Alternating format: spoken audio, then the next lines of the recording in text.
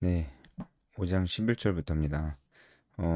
계속해서 바울이 자신의 어떤 사도권에 대해서 변호하고 있지만, 단순히 변호만 하는 게 아닙니다. 오히려 변호를 핑계를 삼아서 강력한 복음의 메시지와 우리가 어떻게 살아야 되는지에 대한 강력한 도전을 하고 있다고 봐도 과언이 아닐 만큼 그냥 바울이 자기가 이상한 사람이 아니라고 변호하고 있구나 이런 생각은 거의 안 들고 그냥 한마디 한마디가 정말 강력한 도전으로 고린도 사람들뿐만이 아니고 지금 오늘날을 사는 우리에게도 우리가 어떻게 살아야 되는지 우리의 비전이 뭐고 우리의 사명이 무엇인지가 너무나 분명하게 바울이 그것을 얘기해 주는 것이죠. 보겠습니다. 우리는 주의 두려우심을 알므로 사람들을 권면하거니와 우리가 하나님 앞에 알려졌으니 또 너희 양심에도 알려지기를 바라노라. 자, 한마디로 이게 뭐냐면 하나님이 우리를 잘 아시지 않냐. 하나님 앞에서 알려졌거니와 너희 양심에도 알려지길 원한다. 그러니까 어, 우리가 정말 진정성 있는 마음으로 너에게 갖고 다른 개인적인 유익이나 그런 것들을 목적으로 가지 않았다는 건 어, 우리의 그런 진정성이 너희에게도 닿기를 원한다. 그런 얘기입니다. 하나님 앞에서 알려줘도 될 만큼 우리 마음이 진실되는데 그것을 너희들도 알기 원한다. 네, 이런 겁니다. 우리가 다시 너희에게 자천하는 것이 아니요 오직 우리로 말미암아 자랑할 기회를 너희에게 주어. 그러니까 일단 너희에게 자천하는 것이 아니요 이게 이제 그 자천이 추천서잖아요. 추천서 추천서가 이 당시에는 어, 바울과 같은 사람들에게 어떤 이제 그런 보증서 같은 그런 것이었어요. 근데 바울이 그것이 이제 추천서가 있었는지 없었는지 모르겠지만 그것을 보여줄 필요를 못 느끼고 있잖아요. 지금 바울은. 왜냐면 오히려 이제 보여줬다가 그 거짓 사도들, 거짓 가르침을 가르치는 그 거짓 선생들에게 오히려 빌미가 잡힐 수도 있어요. 추천서를 줬다가. 왜냐면 그들은 그런 추천서나 이런 걸로 자기들도 가지고 있거든요. 그래서 그런 걸로 자신의 어떤 권위를 삼고 그랬었는데 바울은 오히려 이런 추천서를 보여주지 않고 그래서 너희에게 자천하는 것이 아니다. 우리 스스로 우리를 추천하고 그러는 거 아니다라는 것이고요.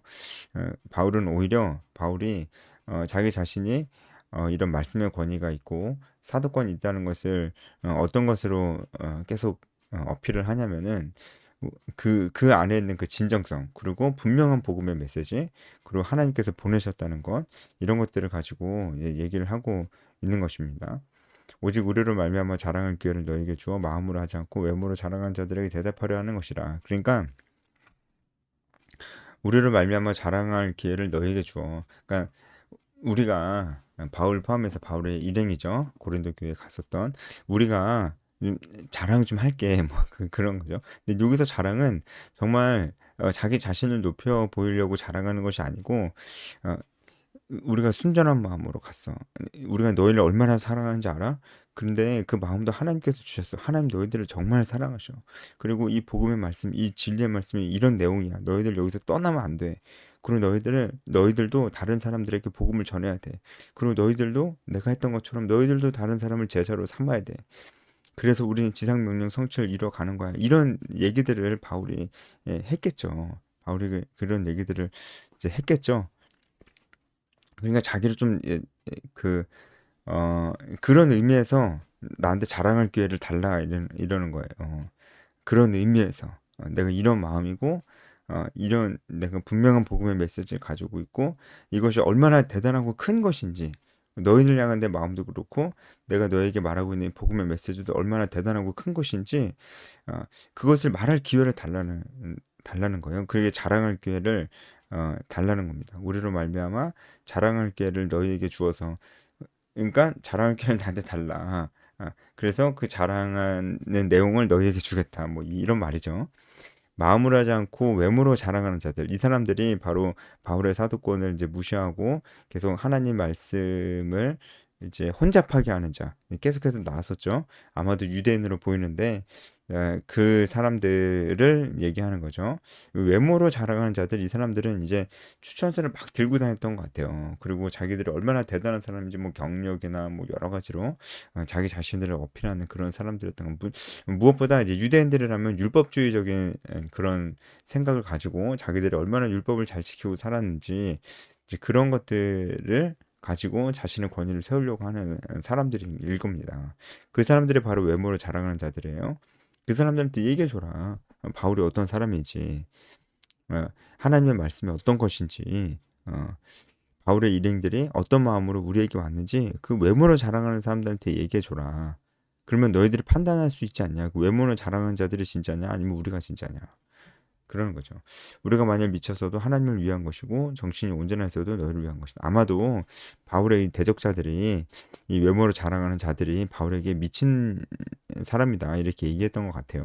근데 바울이 그것을 완전히 부정하진 않아요. 난 미쳤다. 근데 하나님을 위해서 미쳤다. 그러니까 난 하나님에게 완전히 미쳤다. 이렇게 얘기하는 거죠. 근데 내가 정신이 온전해도 그것도 너희를 위한 것이다. 어, 바울의 마음이 얼마나 그 순수하고 정말 고린도 사람들을 사랑하는 마음이었는지를 얘기하고 있는 겁니다. 그리스도의 사랑이 우리를 강권하시는도다. 그리스도의 사랑이 우리를 강권해서 우리가 너희에게로 가는 거다. 이 편지도 쓰는 거다. 이 얘기입니다. 이 말이 얼마나 멋있나요? 그리스도의 사랑이 우리를 강권하시는도다. 우리가 생각하건대 한 사람이 모든 사람을 대신하여 죽었은즉 모든 사람이 죽은 것이라.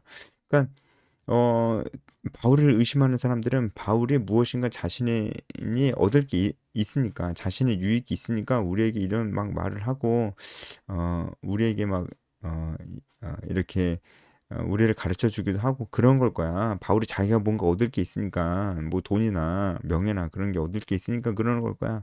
라고 바울을 의심했잖아요. 그런데 바울이 그것을 완전히, 그것은 아니다. 이렇게 얘기를 하면서, 그리스도의 사랑이 원인이다. 나를 움직이는 원인은 그리스도의 사랑이다.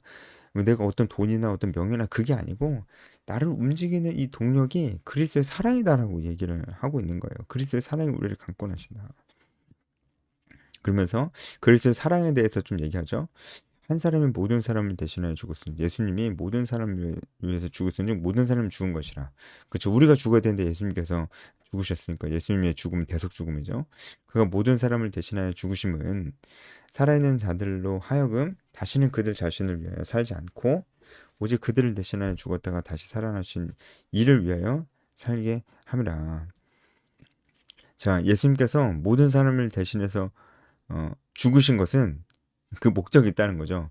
그러니까 그 목적은 당연히 대속, 그러니까 우리를 죄에서 구원하시려고 하시는 거였겠지만 그것에서 끝나지 않는다는 거예요. 모든 사람을 대신 죽으신 그 목적은 살아있는 자들로 하여금 다시는 그들 자신을 위해서 살지 않게 하려고. 야, 여러분 이게 진짜 자기 자신을 위해서 살지 않게 하려고. 그러니까 예수 피로 내가 구원받았다 하는 사람은 자기 자신만을 위해서 살아서는 안 돼요. 물론 자기 자신을 위해서도 살아야 되죠. 근데 자기 자신만을 위해서 살면 안 돼요. 저는 정말 이것이 예, 정말 바울이 어떤 마음으로 이 말씀을 하고 있는지 알 것 같아요. 크리스찬은 절대 자기 자신만을 위해서 살 수 없습니다. 아무리 새벽기도 다 다니고 수요예배 나가고 금요철에 나가고 토요일 주일 하루 종일 교회에 있고 여러 가지 봉사를 해도 열심히 예배드리고 예배를 아무리 많이 들어도 결국 그거 자기 자신을 위한 거예요.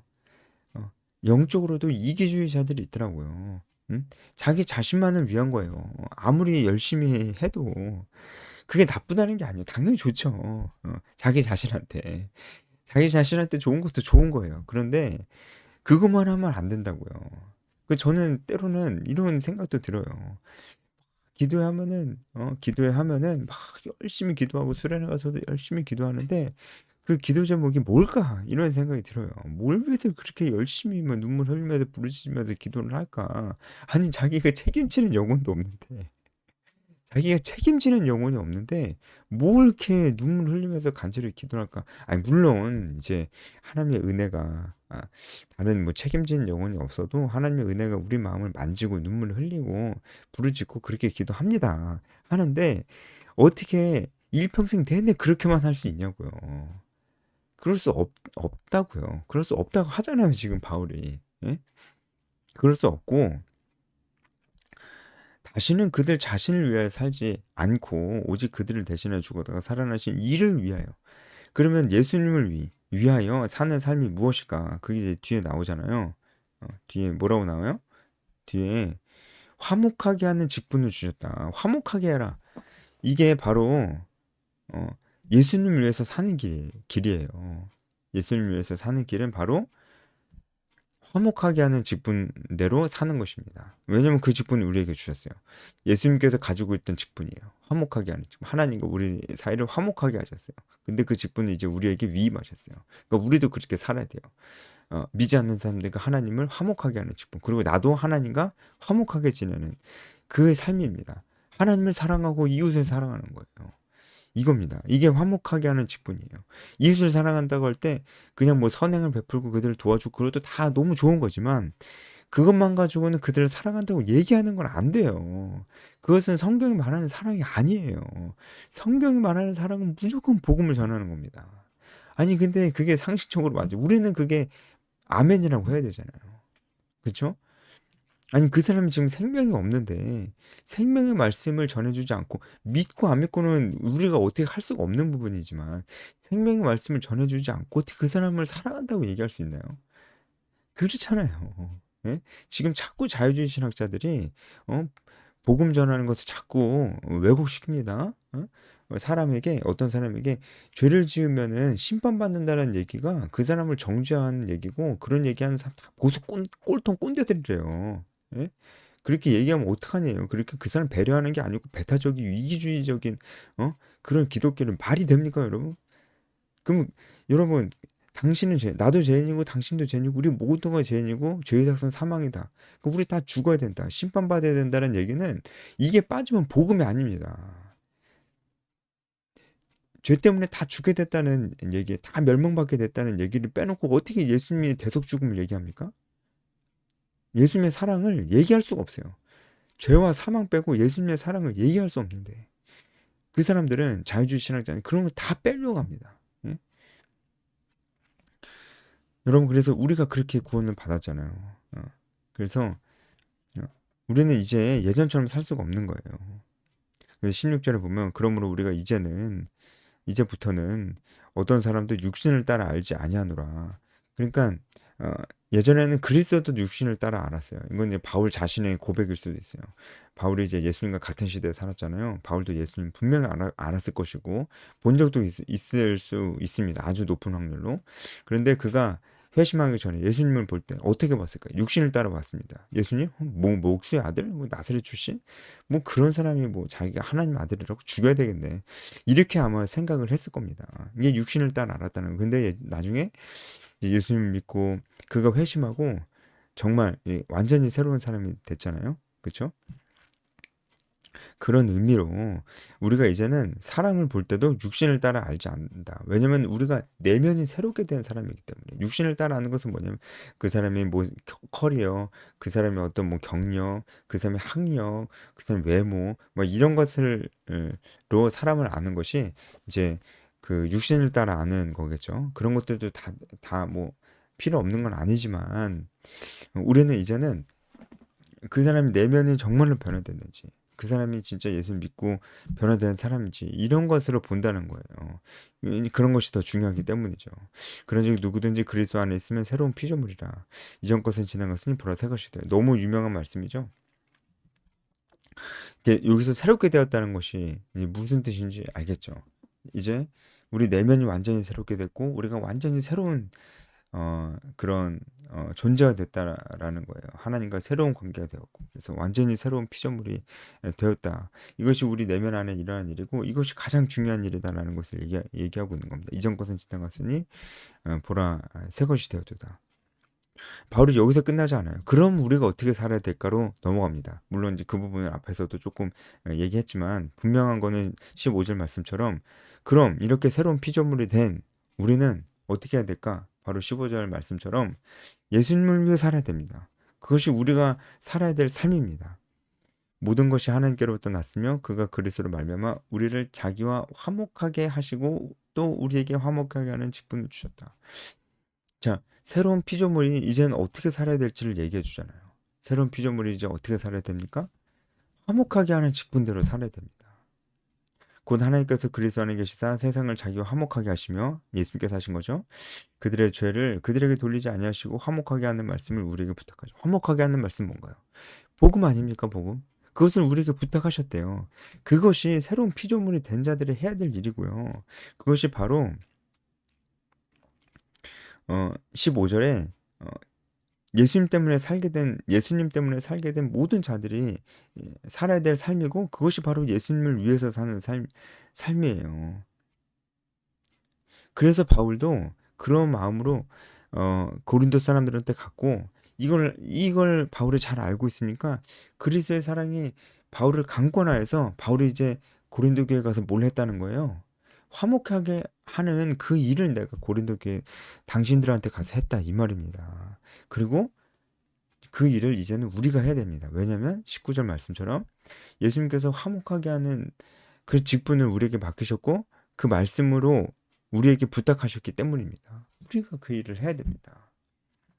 여러분 여기까지만 봐도 정말 이 복음을 전하고 여기에는 제자 삼는 것까지 포함이 되는 겁니다. 제자 삼는 것까지 포함이 되는 거예요.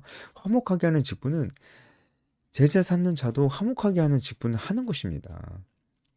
왜냐면 그가 한 영혼을 정말로 제자로 삼아서 그에게 말씀을 가르치기 때문입니다. 그리고 그 순원이 스스로 하나님과 가까워질 수 있도록 계속 점검해주고 돕기 때문입니다. 화목하게 하는 직분이잖아요. 그가 계속해서 하나님과 인격적인 교제를 하며 동행하도록 돕는 사람이니까 순원을 품고 있는 순장은 순원이 아무리 기신자라고 할지라도 화목하게 하는 직분을 하고 있는 자입니다. 그러므로 우리가 그리스도를 대신하여 사신이 되어 사신이 뭡니까? 대사잖아요. 이 세상에 파송된 우리는 하나님의 대사예요. 하나님이 우리를 통하여 너희를 권면하시는 것 같이 그리스도를 대신하여 간청하노니 너희는 하나님과 화목하라. 하나님과 이미 화목된 자들이에요. 예수를 믿는 자들은 하나님과 화목하게 된 자들인데 여기서 화목하라는 얘기는 성화의 개념으로 쓰였죠. 그렇죠? 하나님과 매일매일 인격적으로 동행하는 것을 말합니다. 하나님이 죄를 알지도 못하신 이를 우리를 대신하여 죄를 삼으신 것은 우리로 하여금 그 안에서 하나님의 의가 되게 하심이니라. 여러분 이 말씀 보면서 어떤 생각이 듭니까? 복음을 전하고 제자를 삼는 이 화목하게 하는 직분이 어떤 특정한 사람에게만 주어진 것입니까? 아니잖아요.